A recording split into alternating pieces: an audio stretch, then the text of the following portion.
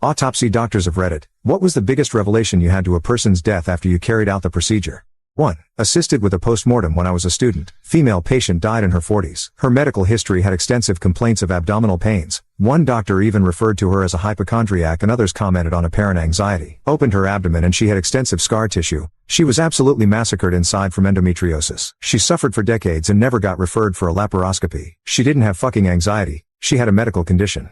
2. When my parents were in medical school they attended an autopsy of a patient who had died in a car accident. Autopsy revealed that apparently this guy had survived a chest shot in Vietnam years ago that the surgeons/medics left in rather than perform risky surgery. The accident had migrated the bullet to his heart and was ruled the cause of death. 3. Not mine but a doctor I used to work with. Back when he was in school, he would do his cadaver labs really late at night. To many people during the day. One time it was really late, around 2 a.m. He was listening to his lecture on his headphones and he saw the cadaver's arm move/twitch. He thought it was just his mind playing tricks on him. Then he saw it again. Proceeded to run away in a panic. He told a few of his classmates what happened but nobody believed him. Next day they had a group cadaver lab with the same cadaver. The arm twitched yet again. The professor did some digging and it turns out the patient's pacemaker was still fully functional and occasionally fired, causing the arm twitch. He was so relieved. He thought there was a zombie in there. 4. I may be late to the party but I finally have a good story to tell. In medical school, my group's cadaver was an 80-plus-year-old female who was extremely unfit, morbidly obese with muscles half the size of any other cadavers. Her pectoral muscles were paper thin.